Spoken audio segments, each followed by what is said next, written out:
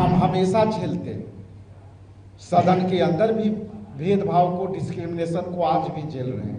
आज बहुत ही भारी मन से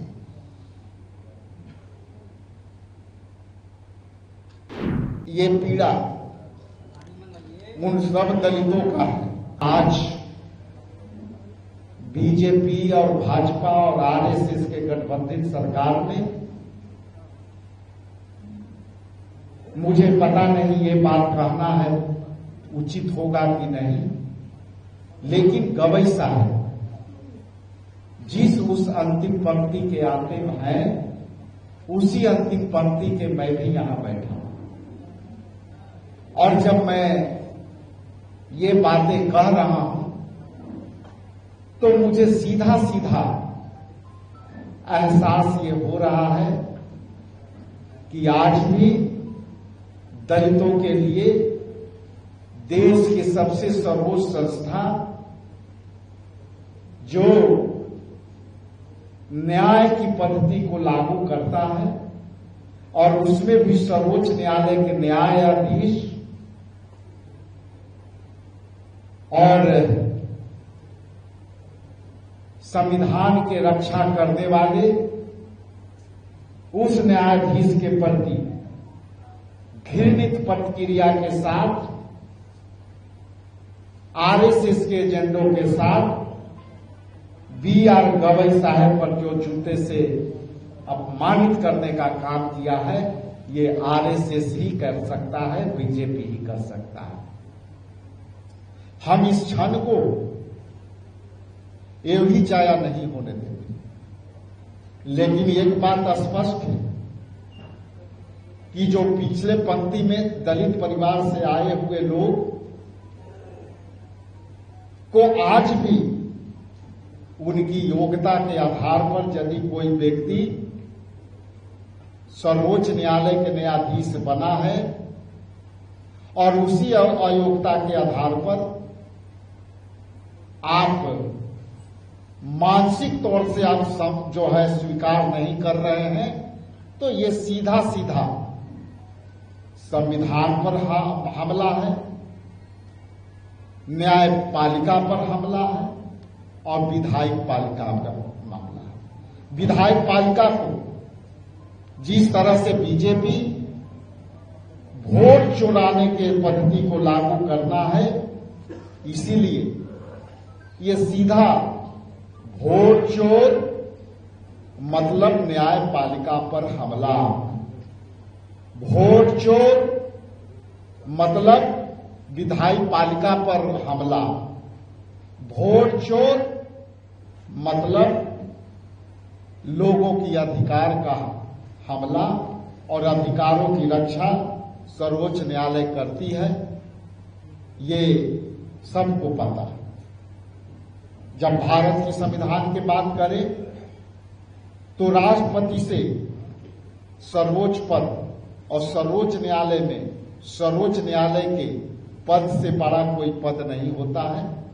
लेकिन पिछले बार आप देखे होंगे कि राष्ट्रपति को भी मंदिर से जाने से रोका गया, बाबू जगजीवन राम जी को भी मंदिर में जब वो दर्शन किए थे तो दूध और गंगा जल से धोया गया, और बिहार के एक भूतपूर्व मंत्री भी बिहार के एक मंदिर में दर्शन करने गए थे तो उस मंदिर को भी धोया गया था।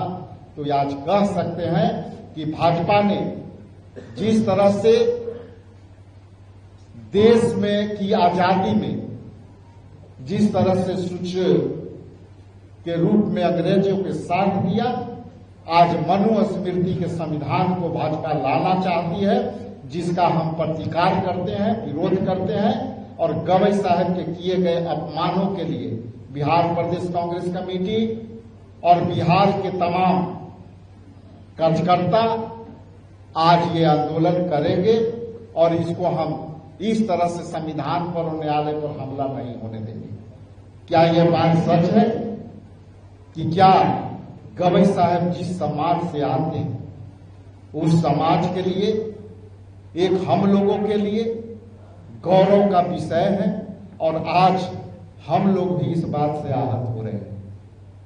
हम जानते हैं कि कितनी वेदना और पीड़ा के साथ समाज के इस ऊंचाइयों तक पहुंचने में समय लगता है, और इसके बाद इसकी जब एक्सेप्टेंस नहीं होती है समाज में, तो अपने घर में भी जा करके आदमी अपमानित महसूस करता है।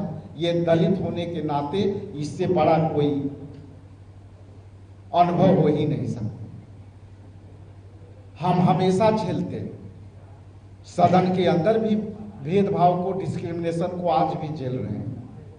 कई ऐसे घटना है जिसमें लगातार गांव घर में तो रोज पीटे जा रहे हैं, लेकिन आज बहुत ही भारी मन से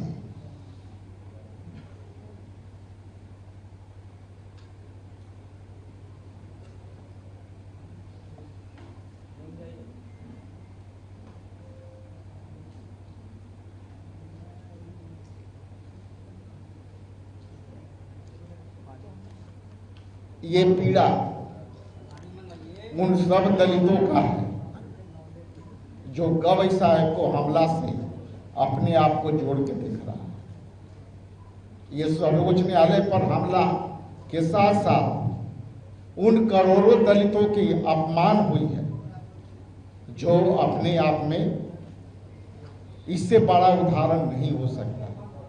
इसलिए जो गवई न्याय पद्धति को मजबूत करने में लगे हुए, उसी गवई को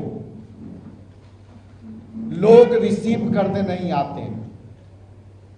ये वही गवई है जो सर्वप्रथम जब उनकी प्रथम दौरा हुई तो समाजवादी विचारधारा के लोग उनको रिसीव करने तक नहीं गए। इसलिए ये सदियों से दलितों के साथ अपमान होता आया है, और आज ये लोकतंत्र ने मौका दिया, बाबा साहब ने मौका दिया कि आज आपके सामने भी प्रेस वार्ता में आपको बोल करके संबोधित कर रहे हैं।